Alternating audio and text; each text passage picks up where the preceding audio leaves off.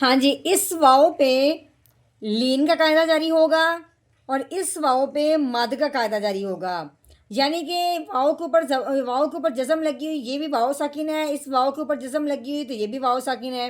اس واؤ ساکن پہ قاعدہ جاری ہونا ہے نرمی کا، کھینچ کے نہ پڑھنے کا، اور اس واؤ ساکن پہ قاعدہ جاری ہونا ہے کھینچنے کا، یعنی کہ نرمی سے نہیں پڑھنا، اس کو کیا کرنا ہے، ہم نے کھینچ کے پڑھنا ہے۔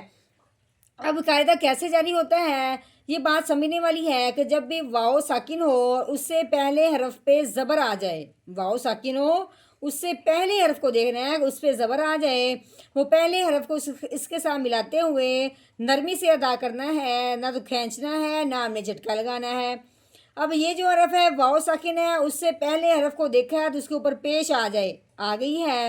جب بھی واؤ ساکن ہو اور اس سے پہلے حرف پہ پیش آ جائے تو وہ پہلے والے حرف کو اس کے ساتھ ملاتے ہوئے ایک الف کے برابر ہم نے اس کو لمبا کرنا ہے۔ یہ لمبا نہیں ہوگا، یہ لمبا ہوگا، ٹھیک ہے۔ یہ بھی واؤ ساکن ہے، یہ بھی واؤ ساکن ہے، لیکن فرق کیا آیا کہ اس واؤ ساکن سے پہلے زبر ہے، اس واؤ ساکن سے پہلے پیش ہے، جس کی وجہ سے ہم نے کیا کرنا ہے، اس پہ نرمی سے پڑھنے والا قاعدہ جاری کرنا ہے اور اس پہ مادہ والا قاعدہ جاری کرنا ہے۔ تو اس کو کیسے پڑھنا ہے، عین واؤ زبر آؤ، میم واؤ پیش مو، ٹھیک ہو گیا، آؤ مو۔ نحمده ونصلي على رسوله الكريم، اما بعد فاعوذ باللہ من الشیطان الرجیم، بسم اللہ الرحمن الرحیم۔ السلام علیکم ورحمۃ اللہ وبرکاتہ۔ امید ہے آپ سب خیریت سے ہوں گے، انشاءاللہ جہاں ہوں گے ایمان اور صحت کی نعمت سے مالا مال ہوں گے۔ ہاں جی، تو آغاز کرتے ہیں ہم اپنے آج کے سبق کا دعاؤں کے ساتھ، تو چلیے شروع کرتے ہیں۔ اللہم صلی علی سیدنا و مولانا محمد وعلی آل سیدنا و مولانا محمد وبارک وسلم۔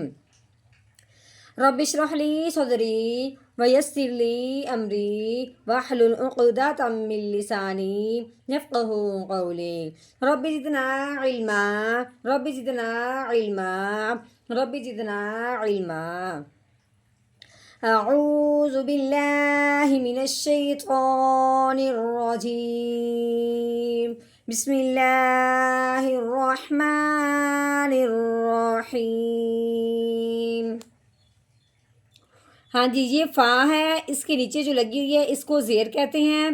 آگے یہ رو ہے، اس کے اوپر جو دال نما بنی ہوئی ہے اس کو جزم کہتے ہیں۔ یہ جزم جس حرف کے اوپر آتی ہے اس حرف کو ساکن کہتے ہیں، اور ساکن حرف جو ہوتا ہے وہ پچھلے والے کو اپنے ساتھ ملاتا ہے، ٹھیک ہے۔ جب بھی ہم نے کوئی حرف پڑھنا ہے آگے ضرور دیکھنا ہے کہ اگلے حرف پہ اس طرح کی کوئی جزم آئی ہے یہ نہیں، کیونکہ ہم نے پچھلے والے کو اگلے حرف کے ساتھ ملانا ہوتا ہے اگر اس طرح کی جزم آ جائے۔ اب ہم نے کیا کرنا ہے کہ اس فا کو اس را کے ساتھ ملانا ہے، تو کیسے پڑھیں گے، فا را زیر فیر، کیسے، فیر۔ ہاں جی، را کو ہم نے بریک کرنا ہے، را کے پیچھے زیر آنے کی وجہ سے، ٹھیک ہے۔ آگے یہ عین ہے، عین کے اوپر کیا لگی ہوئی ہے، زبر لگی ہوئی ہے۔ جب آگے دیکھا ہے آگے واؤ اس کے اوپر آ گئی ہے جزم، تو یہ ہوگا واؤ ساکن، ٹھیک ہو گیا۔ اب ہم نے کیا کرنا ہے، عین کو واؤ ساکن کے ساتھ ملانا ہے۔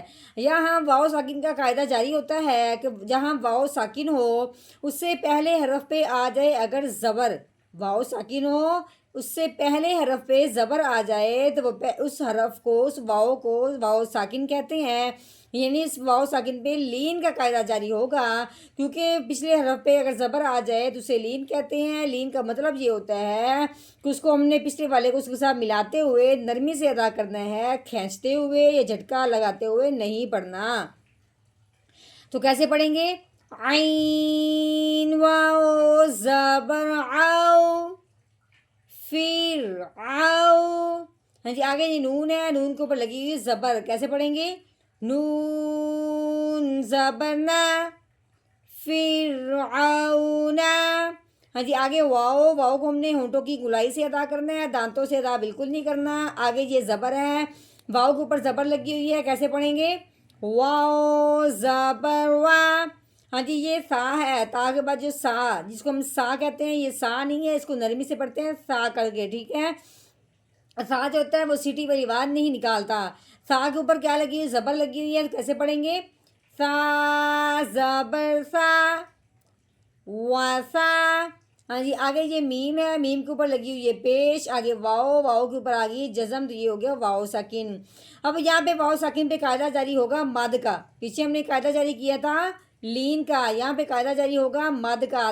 مد کا کیا مطلب ہے کہ واؤ ساکن ہو اور اس سے پہلے حرف پہ پیش آ جائے تو اسے کیا کہتے ہیں؟ مد کہتے ہیں. مطلب یہ ہے کہ واؤ ساکن سے پہلے جب بھی پیش آ جائے تو اس حرف کو اس کے ساتھ ملاتے ہوئے ایک الف کے برابر لمبا کرنا ہے. تو کیسے پڑھیں گے؟ میم واؤ پیش مو واسامو. ہاں جی. آگے یہ دال ہے، دال کے اوپر کیا لگی ہوئی؟ زبر لگی ہوئی ہے.